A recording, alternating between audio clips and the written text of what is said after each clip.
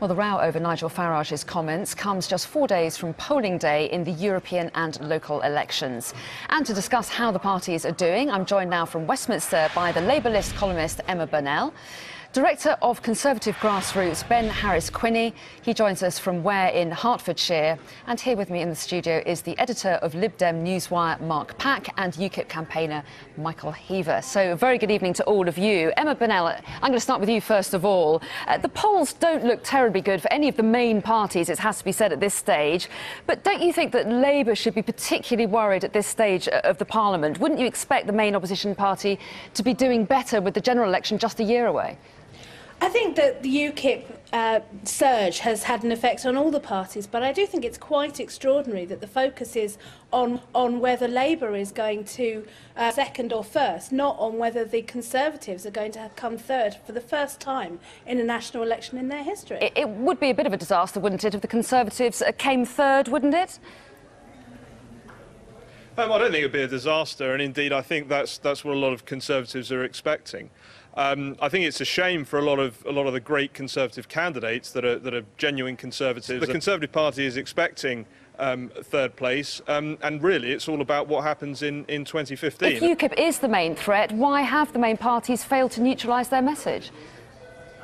Well, I think that's largely because there is a strong sense that politics itself is failing. I think that that's partly because of the rhetoric that's coming out of government in terms of economic fix that people aren't feeling. We've just heard from Nigel Farage, actually, in the last few minutes, commenting on the comments that he made in a radio interview about living next door to Romanians. He's been accused by party leaders Nick Clegg and Ed Miliband of making offensive comments. Let's listen to his response this evening.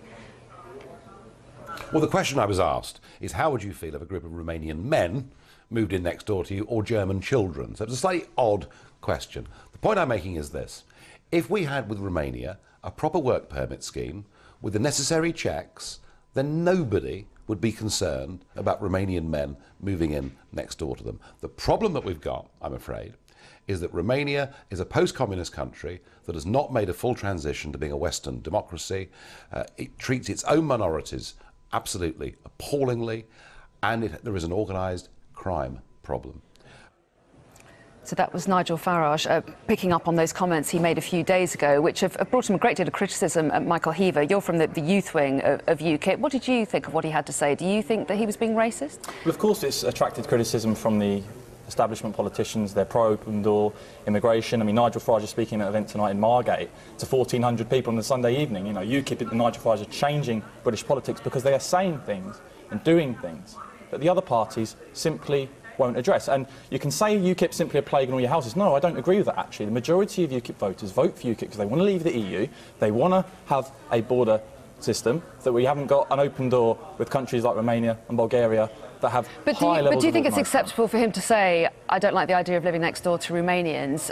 That's been described by Ed Miliband as being a racial slur. No, that's not what he said. What he said was, if there was a group of Romanian men that moved in next door, there may be some concerns. If it was a family, and do you think that's it'd be a okay different to matter. say that? Well, when it's 92% of ATM crime now in London, and this is the Met's figures, is committed by Romanian gangs, I think there's real concern there. And what we want in this country, and none of the other parties want to actually talk about the EU in this European election debate, but Nigel Farage, he stood up in that debate with Nick Clegg and actually laid out UKIP support for controlling immigration. Okay. That had massive support in the country. I'm sorry, but the establishment politicians are completely out of touch, along with much of the media on this. OK, Mark Pack, you're here to represent the Lib Dems then, if you like. Pick up on what we were hearing just I think then. Nigel Farage's comments were absolutely appalling. It was quite clear that he was objecting to people purely on the basis of being Romanian. If you believe that, how is it that the main parties that you three here are representing tonight aren't able to divert the message away from UKIP? Why does it seem to be that UKIP seem to be setting the agenda in a lot of ways ahead of this election? I mean, I think the comments Emma made earlier were absolutely spot on, which is that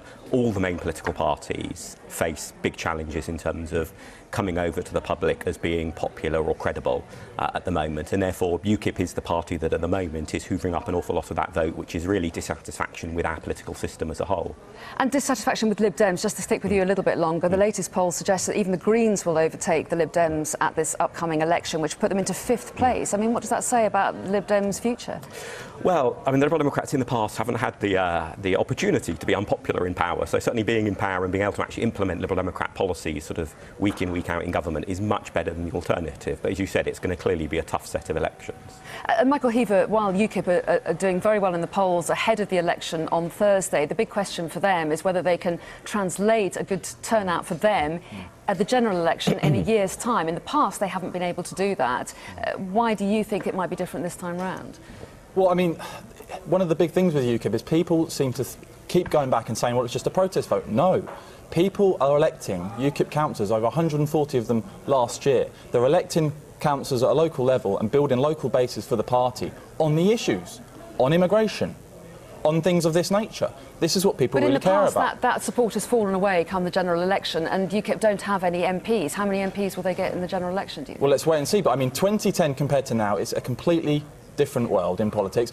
UKIP is now polling between 15 and 20% in general election polling. And, you know, the other parties can't offer border controls. They can't offer controlled immigration. They can't offer leaving the EU. They can't offer grammar schools. They can't offer any of that. And that's what people vote UKIP for. Ben Harris-Quinney, how worried are the Tories, do you think, about those UKIP voters who may come out in these European local elections and vote UKIP, but not going back to the Tories come the general election?